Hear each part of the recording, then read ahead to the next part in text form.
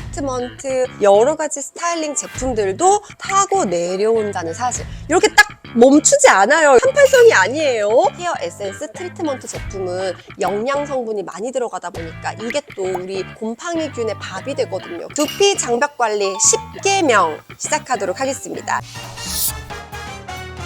안녕하세요. 여러분, 저는 피부장벽 전도사 레지나입니다. 여러분, 오늘의 주제는 두피에 대한 주제입니다. 이 두피는 피부와 뗄래야 뗄 수가 없어요. 정말 너무나 중요한 관계이기 때문에 제가 피부장벽학개론이지만 두피 관리에 대한 주제도 가지고 왔습니다. 배우분들도 동안 관리에 대해서는 정말 똑같이 하는 말이 있는데요.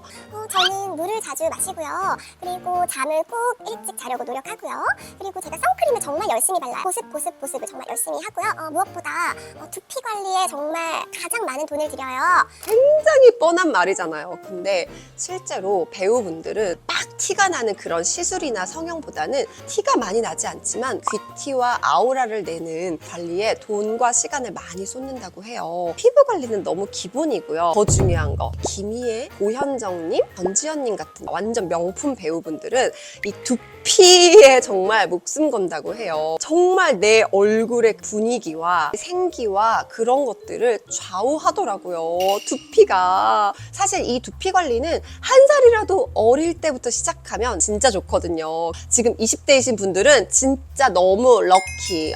부러워. 40이 넘은 우리 자기님들은 지금 늦지 않았어. 지금부터라도 두피 관리해서 더 어려 보이고 생기 넘치고 그런 느낌으로 한번 해보자고요. 그래서 오늘의 주제, 두피 관리에 대한 모든 것입니다. 자, 여러분, 우리가 이제 피부 관리한다고 했을 때 여러분은 여기까지 이렇게 여기를 피부라고 해요. 그냥 세수도 여기까지만 하고 선크림도 여기까지만 딱 바르고 목도 안 발라마 그런 분들도 있어요. 정말 중요한 사실은 두피가 잡고 있는 게 바로 이 얼굴입니다. 그러니까 두피의 건강에 따라서 내 얼굴 라인이 달라질 수 있습니다. 요거는 주입식으로 기억해 주세요. 두피도 피부다. 두피도 장벽이에요. 왜냐면 피부니까. 두피 장벽이 무너지면 얼굴 이 라인은 처집니다.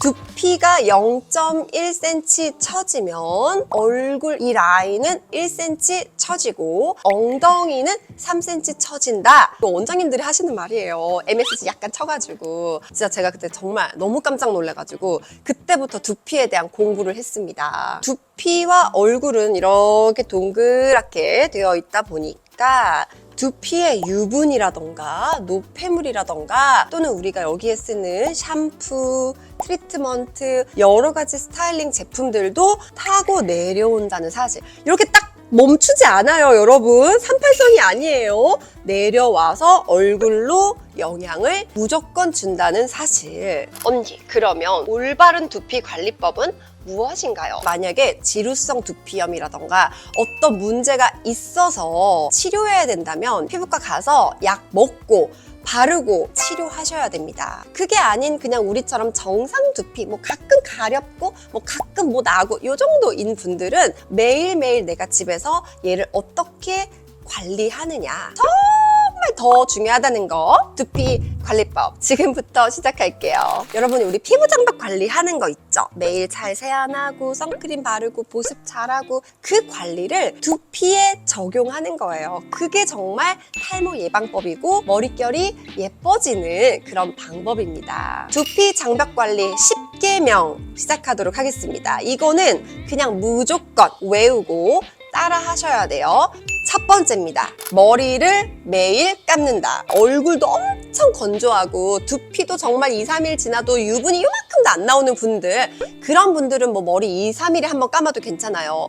그러나 하루만 지나도 여기 기름기 절절절 떡지는 분들, 머리 매일 감으셔야 돼요. 유분 플러스 머리카락하고 엉키면 모근을 막아요. 그러면서 지루성 두피염이 생기는 거거든요. 가렵고 여드름 생기고 뻘겋게 되신 분들, 이미 증상이 있는 분들은요, 하루에 2번 감으셔야 돼요. 증상이 없고 괜찮은 두피를 갖고 계시는 분들은 매일 감는 걸로 두 번째입니다. 머리를 감을 때는 미온수에서 따스한 물 정도 온도의 물로 머리를 감으셔야 합니다. 두피는 털이 좀 더 있기 때문에 너무 차가운 물로 하면 이 노폐물이 제거가 안 돼요. 그래서 다 굳어 있어. 뜨거운 물은요, 두피는 사실 생각보다 두꺼워가지고 뜨거움을 잘 못 느껴요. 생각보다 뜨거운 물로 머리 감아서 여기가 두피 장벽이 다 으스러져가지고 머리가 숭숭숭숭 빠지는 경우도 되게 많다고 해요. 그러니까 뜨거운 물도 피해 주셔야 됩니다. 물 온도를 맞췄잖아요. 그러면 물로 불려야 돼요. 한 1분 정도. 그래야 샴푸질을 했을 때 노폐물이 부드럽게 잘 제거가 돼요. 세 번째입니다. 좋은 샴푸를 쓰는 것도 너무너무 중요해요. 어떤 게 좋은 샴푸냐? 좋은 세정력을 가진 샴푸, 두피 장벽 샴푸라고 하거든요. 그리고 가끔 각질 제거 성분이 들어있는 일명 탈모 샴푸, 이 두 가지를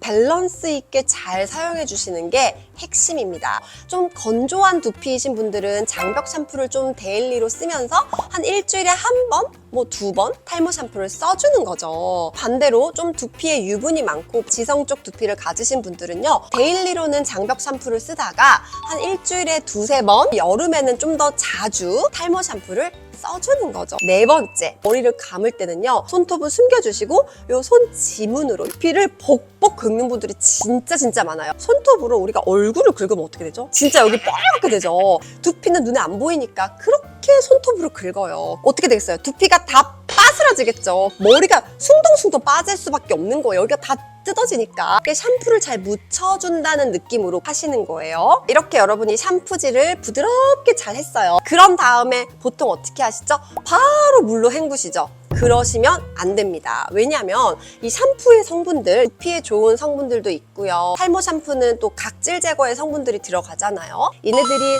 충분히 두피에 작용을 할 수 있게 1분에서 2분 정도의 시간을 주셔야 됩니다. 그동안 그냥 가만히 있지 마시고요. 그때 바디워시를 짜가지고 머리부터 몸까지 다 씻습니다. 그리고 여러분, 이제 두피가 물에 젖은 상태라는 말은 두피가 좀 더 약하다는 뜻이에요. 그래서 젖은 상태에서 절대 머리 빗질을 하지 않습니다. 어느 정도 좀 머리가 다 말랐을 때 그때 빗질을 해주셔야 손상이 안 돼요. 다섯 번째는 바로 충분히 아주 잘 헹구는 거. 이것도 너무 중요해요. 털이 빽빽하게 있을수록 노폐물이라던가 샴푸라던가 잘 끼잖아요. 그래서 섹션 나눠가지고 정말 꼼꼼하게 물로 잘 헹궈주셔야 됩니다. 머리를 여러분 헹굴 때 뒤로 젖혀서 머리를 헹구거든요. 그러다 보면 샴푸 잔여물들이 등에 묻을 거예요. 그래서 등드름, 가드름이 심한 분들은 앞으로 숙여서 헹구는 게 좋다라는 것도 말이 돼요. 저처럼 이제 등드름, 가드름은 없지만 허리 디스크가 있는 분들은 허리를 숙이면 진짜 디스크 큰일 나거든요.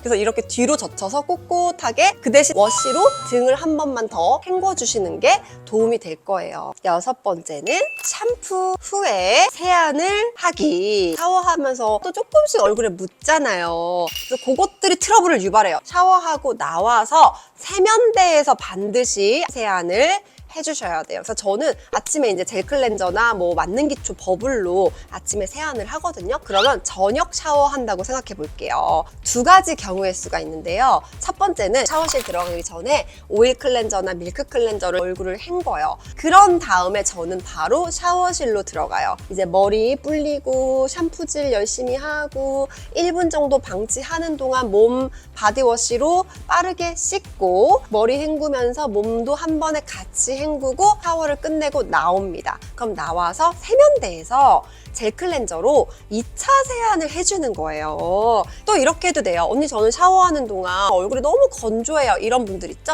이런 분들은 화장 지우지 말고 바로 샤워실로 들어가는 거예요. 그래서 먼저 머리 다 감고 헹구고 다 나온 다음에 톡 해가지고 물기를 일단 제거해주세요. 1차 세안제, 밀크 클렌저나 오일 클렌저를 듬뿍 올려서 세안을 해주시는 겁니다. 그 다음에 2차 세안제로 또 가볍게 헹구는 거. 그러면 이제 머리부터 발끝까지 다 샤워가 끝났겠죠. 정답이 있다기보다는 내 취향에 맞게, 내 피부 건조함에 맞게 나한테 더 맞는 거를 찾아주시면 되겠습니다. 10계명에 들어가는 건 아닌데요. 머리는 아침에 감는 게 좋나요? 밤에 감는 게 좋나요? 라는 질문도 여러분이 생각보다 많이 하시는데요. 머리는 밤에 감는 것이 더 좋다고 합니다.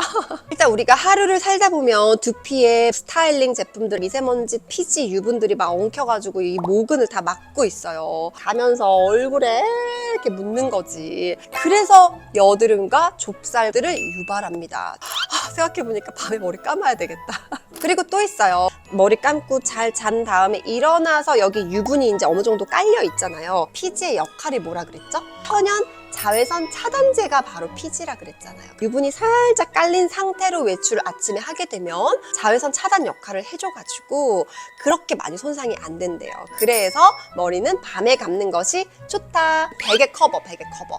베개 커버에 얼마나 많은 것들이 묻어있을지 여러분 한번 상상해 보세요. 그래서 저는 사실 베개 커버를 매일 갈아요. 피부가 깨끗해지고 싶다면 뭐 한 2, 3일에 한 번이라도 베개 커버 자주 가는 게 너무너무 중요합니다. 7번째입니다. 염색, 파마, 횟수 조절하기입니다. 사실 우리 많은 것들 중에서 가장 자극이 높은 게 바로 염색과 파마거든요. 우리가 좀 장기적으로 봤을 때 볼륨을 잘 유지하고 피장벽을 잘 유지하고 싶다면 파마와 염색을 뭐 1년에 한 번 또는 2번 정도로 제한을 해보시는 게 정말 큰 도움이 되실 거예요. 8번째는 모근을 막지 않는 샴푸나 트리트먼트, 헤어 에센스 제품을 사용하기입니다. 사실 여러분 샴푸는요, 뭐가 중요하냐? 높은 세정력을 가진 샴푸를 쓰는 게 중요합니다. 그러다 보니까 샴푸를 만들 때 피지 계면활성제를 좀 많이 넣게 되는데 두피에 자극을 좀 많이 주다 보니까 얼굴에도 같이 자극을 줘요. 그런 제품들은 좀 최대한 피하는 게 두피 자극 면에서는 좀 좋을 것 같고요. 사실 우리 샴푸나 헤어 제품에는 향이 진짜 많이 들어가거든요. 근데 이 향이 정말 좋지 않아요. 향 없는 걸 쓰시는 걸 추천드릴게요. 바로 부들부들 물미역되는 그런 제품들 있죠. 헤어 제품들. 그거 왜 그런지 아세요? 바로 실리콘 오일 성분 때문입니다. 근데 그 실리콘 오일이 모근에 이렇게 닿게 되면요, 좀 찐득하게 막아요. 헤어 에센스 트리트먼트 제품은 영양 성분이 많이 들어가다 보니까 이게 또 우리 곰팡이균의 밥이 되거든요. 그래서 지루성 두피염이 있는 분들은 좀 당분간만이라도 이런 제품을 사용하지 않는 걸 추천드려요. 제가 주로 좋아하는 이런 스타일링 제품은요, 헤어 에센스나 트리트먼트 제품 둘 중에 하나만 있어도 돼요. 어차피 하는 역할은 똑같기 때문에 뭐 실리콘 오일 절대 없어야 되고요, 양이온 계면활성제 없어야 되고요, 그리고 향료 없어야 되고요, 피지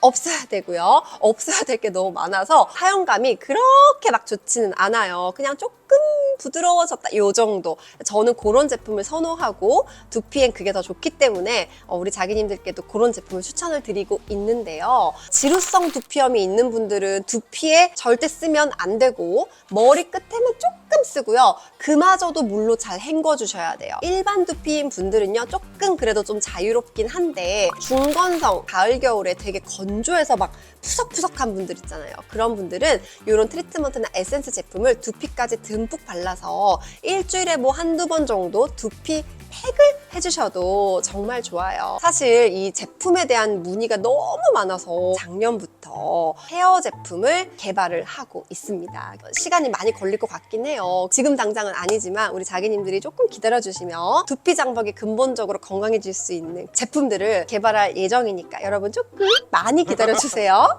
9번째는요, 샴푸 후에 방치 노노 즉시 건조입니다. 지루성 두피염 있는 분들은 진짜 이렇게 하면요, 두피 사망이에요. 바로 사망. 우리 두피에는 털이 많잖아요. 털이 많으면 곰팡이들이 서식하기가 아주 쉽다는 뜻이에요. 일명 마르세치아균이라고 하는데요, 걔네들이 제일 좋아하는 게 뭔지 아세요? 바로 유분과 습기입니다. 그러니까 얼마나 환경이 따뜻하고 유분 많고 좋겠어요. 그래서 이렇게 우리가 머리를 감고 난 다음에는 즉시 건조, 지체하지 말고 바로 건조를 시켜야 돼요. 두피를 말릴 때는 여러분 뜨거운 바람으로 하시면 절대 안 돼요. 찬바람 했다가 좀 따뜻한 바람 했다가 번갈아 가지고 머리를 빠르게 말려줍니다. 두피까지 말리는 게 중요해요. 10번째는 바로 자외선 피하기. 두피는 자외선 차단제도 못 바르고 자외선이 내리꽂다 보니까 여기가 자외선 때문에 망가져서 머리가 빠지시는 분들, 지루성 두피염이